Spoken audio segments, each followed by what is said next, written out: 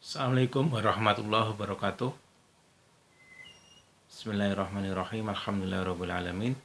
Allahumma salli ala Sayyidina Muhammad wa ala ali Sayyidina Muhammad. Teman-teman sekalian, gimana kabarnya? Sehat selalu?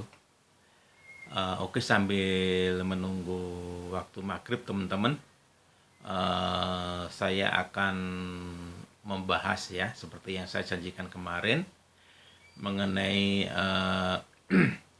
kesalahan-kesalahan fatal dari MKC ya, atau MKC ya, MKC ya. Jadi begini teman-teman, sebelum saya memulai ya, saya mengharapkan terutama ini untuk para YouTuber kita ya. Kalau Anda pertama bahwa kita hidup di Indonesia ini terdiri dari beragam suku, bangsa, budaya, agama ya. Kita harus saling menghormati ya. Kita harus menjaga persatuan dan NKRI ini dengan baik. Ya, itu yang pertama. Yang kedua, kalau teman-teman para YouTuber debater terutama masalah teologi dan keagamaan, kemudian teman-teman itu nggak punya ilmu, maka teman-teman bisa mengambil daftar pustaka ya, kutipan dari orang-orang yang sudah ahli dalam bidang tersebut ya, kemudian teman-teman bisa merangkumnya seperti itu teman-teman. Jadi kalau teman-teman nggak punya ilmu, kalau bisa hindari perdebatan yang masalah itu, apalagi Anda punya asumsi yang keliru ya, yang sangat fatal kesalahannya ya, seperti yang MKC lakukan ya. Saya kira dia sudah melakukan kesalahan yang sangat fatal. Contohnya seperti ini teman-teman ya. Kita lihat videonya ya.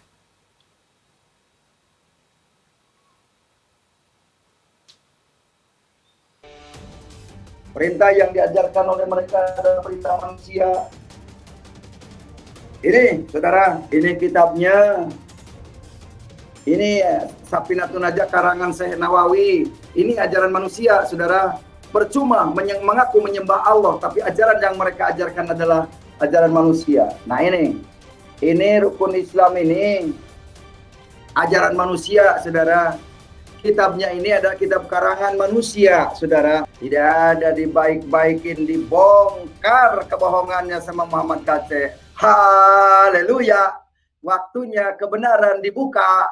Ini kitab karangan Syekh Nawawi Al-Bantani dan Syekh Salim bin Samir. Ini umat Islam ini kalau ditunjukin ini malu banget ya. Malu banget. Yang menganggap bahwa oh itu sholat perintah Allah. Kitab ini yang nyuruh, saudara. Ini nih kitabnya nih. Kitab kuning, saudara, yang nyuruh, bukan perintah Allah. Sholat 5 waktu ini adalah rukun Islam nomor 2. Ini dia. Nah ini rukun Islam nomor 2. Nah ini. Ini sholat 5 waktu, duhur, asar, maghrib, isya, subuh. Apakah Muhammad KC menunjukkan kitab ini karangan atau menghujat ajaran orang Islam? Tidak. Justru saya memberitahukan, meluruskan, jangan sampai umat Islam ini dikecohkan dengan kitab karangan. Ini karangan manusia, saudara. Dibongkar ajaran Islam ini. Ini hanya salah satu contoh teman-teman dia ya, yang membuat asumsi tersendiri mengenai masalah arkanul Islam ya. Padahal dia nggak paham masalah itu ya, dia nggak paham masalah itu. Saya yakin dia nggak paham. Yang pertama begini teman-teman, dia mengira bahwa di dalam arkanul Islam itu kan ada perintah sholat. Jadi dia bilang bahwa sholat itu adalah perintah dari, dia di sini menyebutkan Imam An-Nawawi ya, Imam Nawawi, jadi bukan perintah Allah. Jadi begini teman-teman, di dalam Islam, orang Islam yang paling bodoh pun tahu bahwa perintah sholat itu adalah perintah Allah. Untuk lebih gampangnya sebetulnya begini teman-teman ya. Kalau teman-teman nggak percaya itu baik Muslim atau teman-teman non Muslim yang sudah terkecoh dengan videonya si MKC ini, coba teman-teman buka Google ya, kemudian ketik di Google perintah sholat dalam Al-Quran ya, perintah sholat dalam Al-Quran. Nanti akan muncul di situ teman-teman banyak sekali ayat-ayat di Al-Quran yang menerangkan yang perintah mengenai sholat ini. Kemudian juga Arkanul Islam ini bukan dari Imam Manawi teman-teman, ini dari hadis Nabi ya. Kalau teman-teman misalkan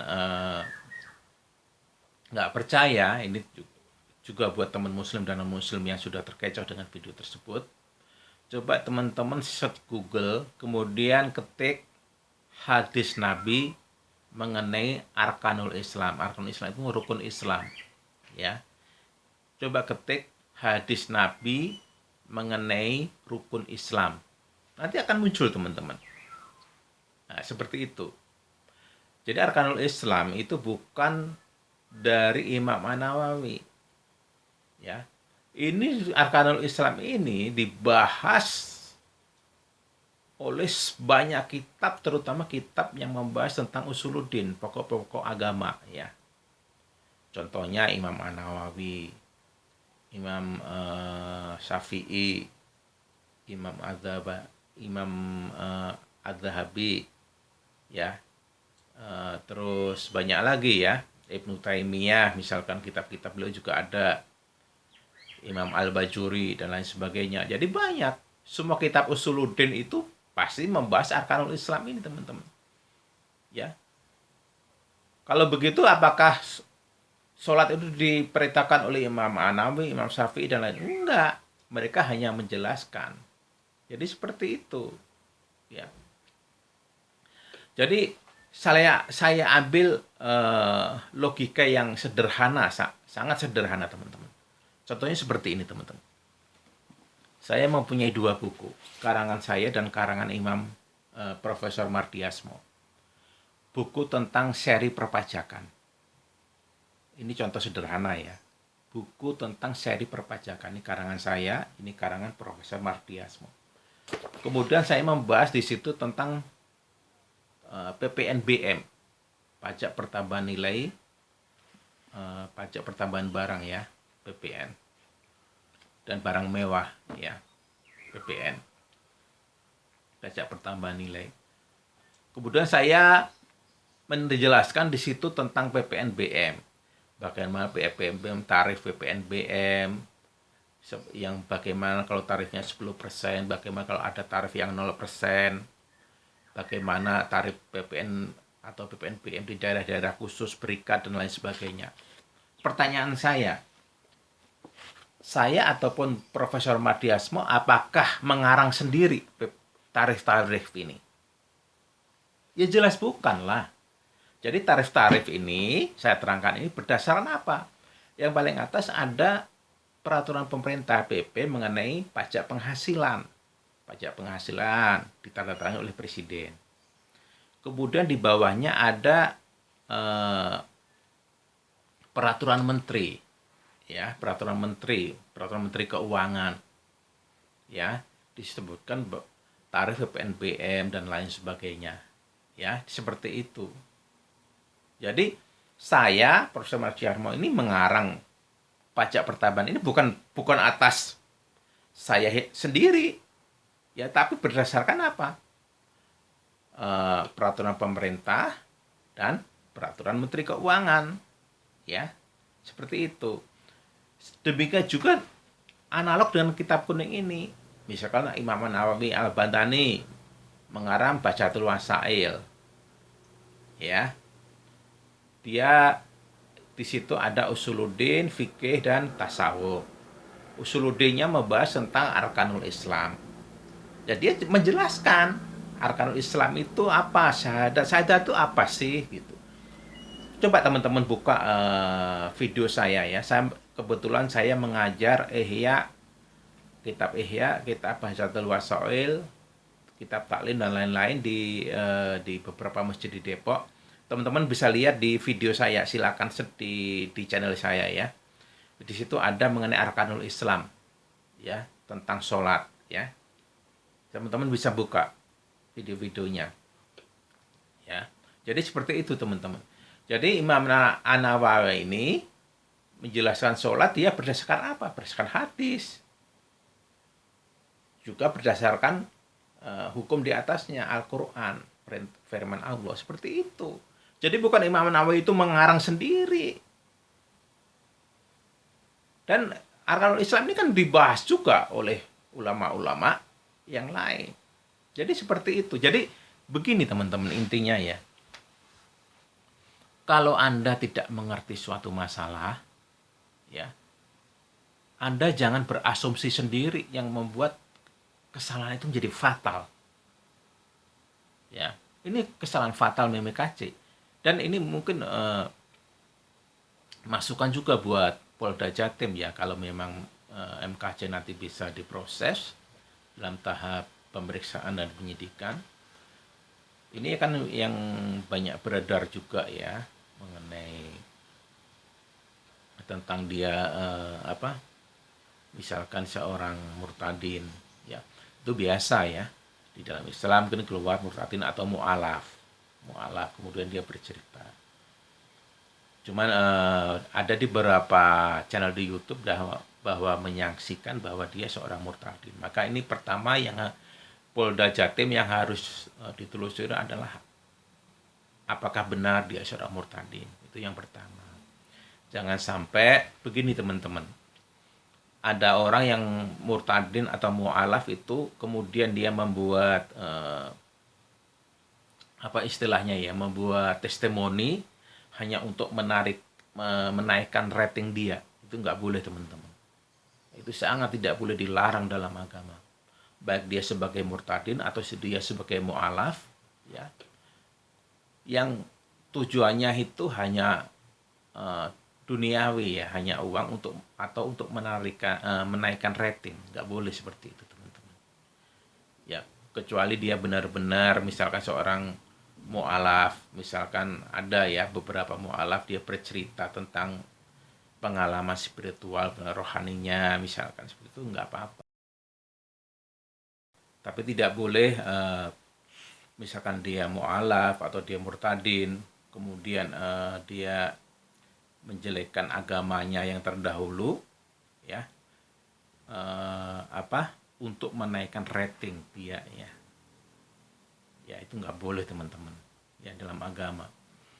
Karena apa? Begini teman-teman, kata Rasulullah juga, kita jangan menghina agama orang lain. Karena kenapa? Nanti orang lain akan menghina balik agama kita. Seperti itu. Kita jangan menghina Tuhan orang lain, karena nanti orang lain pun akan menghina Tuhan Allah ya, Allah kita. Seperti juga Rasulullah mencontohkan, jangan kamu menghina bapak orang lain atau ibu orang lain, karena nanti dia balik menghina bapak dan ibu kita. Contohnya seperti itu teman-teman ya, di dalam Islam nggak boleh seperti itu ya. Itu salah satu contoh teman-teman ya. Jadi saya kira ini pertama tadi masukan dari saya ya untuk Polda Jatim untuk menyelidiki latar belakang si MKC ini. Kemudian yang kedua, kalau memang nanti ada tahap pemeriksaan dan penyidikan, kita harus tahu nih MKC ini benar-benar bisa membaca kitab kuning atau enggak. Ya. Karena dalam video-video dia sebelumnya ya, dia berinvestasi sebelumnya itu seolah-olah ya, dalam tanda kutip dia sudah memahami, sudah bisa membaca kitab kuning, sudah bisa memahami sehingga dia mengatakan kejelekannya seperti ini. Jadi itu yang kedua, dia harus dites dulu teman-teman. Dia bisa benar atau tidak dia bisa membaca kitab kuning. Karena kitab kuning ini sebetulnya kitab yang khusus teman-teman. Karena dia nggak ada harokatnya ya. Dia hanya orang-orang tertentu yang bisa membacanya. Kalau di Indonesia mungkin anak-anak santri di pondok yang mempelajari nahwu sorof yang bisa membaca itu. Kemudian yang ketiga teman-teman, yang dia maksud kitab kuning itu kitab apa? Ya, karena begini teman-teman, kitab kuning itu sebetulnya kitab kuning itu cuman hanya penamaan ya, karena hanya penamaan di pondok. Ya, jadi karena kertasnya berwarna kuning makanya kitab kuning. Sebenarnya kalau di misal kita di Timur Tengah itu nggak ada namanya kitab kuning ya kitab. Jadi kitab itu sebetulnya dari Alkitab ya, Alkitab itu sebenarnya dari kata kataba dalam bahasa Arab itu. Kemudian ditambah alif lam karena dia menunjukkan bahwa dia isim ya. Ya, isim itu bisa kata benda atau kata sifat. Jadi seperti itu teman-teman. Ya. Jadi nggak ada kitab kuning itu sebetulnya itu hanya penamaan di pondok karena kertasnya berwarna kuning. Nah, kitab kuning itu banyak teman-teman. Dia membahas masalah usuluddin, pokok-pokok agama ya, membahas fikih, fikih apa aja banyak sana fikih tentang sholat, fikih muamalah dan lain sebagainya. Kemudian ada fikih wanita dan lain sebagainya. Kemudian ada kitab tasawuf. Tasawuf banyak juga kitab-kitab kuning yang membahas tentang tasawuf. Kemudian ada Sirah Nabawiyah. Kemudian ada kisah para nabi. Kemudian ada kisah para Khulafaur Rasyidin, tabi'in, dan banyak sekali. Jadi harus dicantumkan bahwa misalkan dia MKC mengatakan bahwa kitab kuning adalah melahirkan faham-faham terorisme atau apa, harus kitab apa yang dimaksud ya. Kemudian kitab ini diajarkan nggak di Indonesia di pesantren? Karena begini teman-teman, saya itu orang pesantren ya. Tidak ada dalam kurikulum pesantren kitab-kitab yang diajarkan itu yang melahirkan terorisme atau radikalisme. Justru kenapa teman-teman lulusan pesantren itu sangat taat kepada pemerintah, baik kiai atau lulusan pesantren ya, terutama dalam wadah Nahdlatul Ulama NU itu sangat taat kepada pemerintah, karena di situ ada fikih teman-teman ya, kita dari kecil diajarin ilmu fikih, bagaimana kita bersikap ya. Jadi itu teman-teman, jadi saya kira ini kesalahan-kesalahan yang sangat fatal dari PMKJ.